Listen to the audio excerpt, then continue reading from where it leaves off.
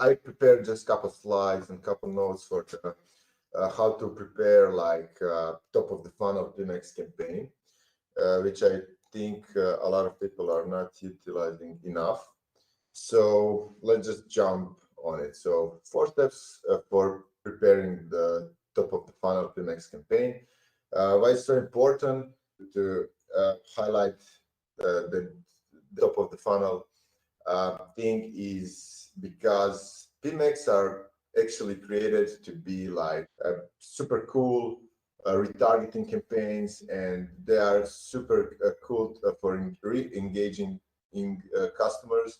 So a lot of media buyers were struggling to set up PMax properly to serve as a top of the funnel campaign. So still, like a lot of people, so backstories, a lot of people are seeing really good results on a PMax campaign, and they are thinking that they are doing good on a top of the funnel side, but more than not, like in 90% situation, a lot of media buyers are actually converting branding traffic to the PMax campaigns. So I wanted to focus on how we can fully focus on top of the funnel without brand traffic and without retargeting. So yeah, let's just jump on it. So 4 simple steps to prepare PMax campaign for to be super cool campaign is to first bid on maximize conversion value bidding or to target ROAS bidding. Why is this important? Because of the second step, where you want to set customer acquisition to bid only for new customers, or maybe if you want to do some kind of retargeting in this PMax campaign, you can bid higher for the new customers. But I highly suggesting if you want to have like to have like separate cold and retargeting PMax campaign. So in cold, I would advise you to use like bidding only for new customers. This feature, this customer acquisition feature, won't work on a target CPA or a maximized conversion bidding. It will only work on a target ROAS or maximized conversion value bidding. So that's why I put it at the first step. And second step is to set that feature on. So third step is to upload customer list. Why? Just because if you use customer acquisition feature, you will need to have your customer list updated, uploaded, however you want.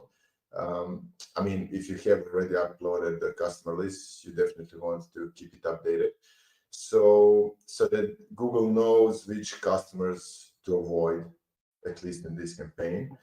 And the fourth step is to completely exclude like brand traffic. So there's a new feature I can walk you shortly in a Google Ads how it looks. There's a new feature which calls brand exclusion. It's not just reserved for the PMax traffic, but it can also serve on other campaign types like search campaigns. I think it will start rolling on YouTube campaigns, if not already.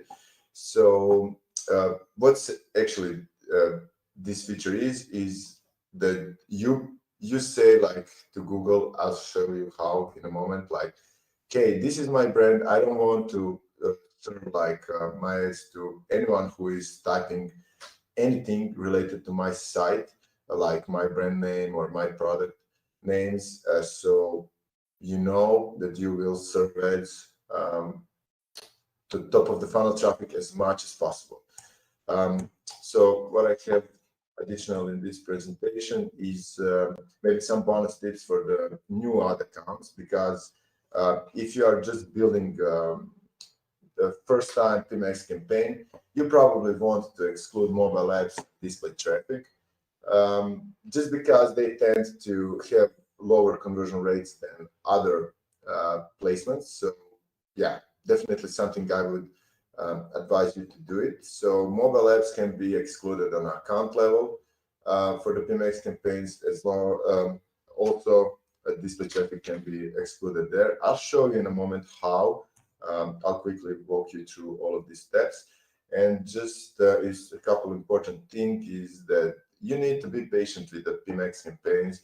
It definitely, like in 90% cases, it won't start delivering conversions in the first few days. So prepare to that it will suck for first 2-3 days. So just don't put too high budgets in a couple.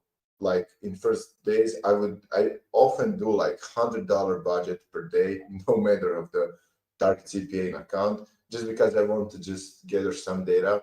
And after 4 or 5 days, when I start seeing some conversions, I actually start making decision. So yeah, once again, like I like to start with the maximized conversion bidding, and then after I collect certain amount of conversions, like 20, 30 plus conversions, then I would switch to target ROAS.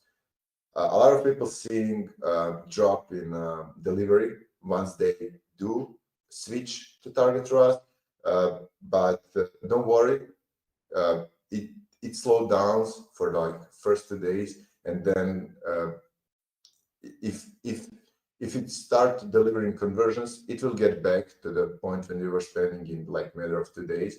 So yeah, but if campaign is still struggling when switching to target ROAS, try just to lower your target ROAS or just go back to the maximized conversion value bidding if it worked for you. So that's pretty much it. I can show you quickly how it looks in a Google Ads. So all of these 4 steps I'll show in I think less than 2 minutes. So you know these things, I don't need to go through it. So let's assume that we are selling some products and we create PMax campaigns. Start new one. You definitely want to use the focus on a conversion value, just because if you bid on conversions, these steps that I showed you won't work for you, and you won't be able to eliminate brand traffic and retargeting. So yeah, just focus on a conversion value. I start without setting target ROAS, so start without it. Bid for new customers only, and define your customer list. That's why I put in a third step to upload customer list or update it. Depends on if you already have it. So next step would be to here. This is like that new feature from the Google Ads, like brand exclusion and how to exclude it. So you will need to create like a brand list. So let's create it, and let's assume that we are selling Udi. Probably everyone knows about the Udi brand, like big oversized hoodies from the Australia owner Davey. So let's say we want to promote Udi and we want to eliminate the Udi brand traffic. So we would say, okay, this is just the name, Udi. What you want to do is just type your brand and just exclude all of these, okay? All of these things that are related to your domains. So I think just these 2. After you save it, you're good to go. Your brand traffic will be excluded, and you can go on the next step and just create your assets and everything. That's pretty much it. One thing that you can also add to this is just when you're creating audience, make sure you are focusing on a cold audiences, and you can and don't do any retargeting audiences in targeting here, but you can exclude them maybe.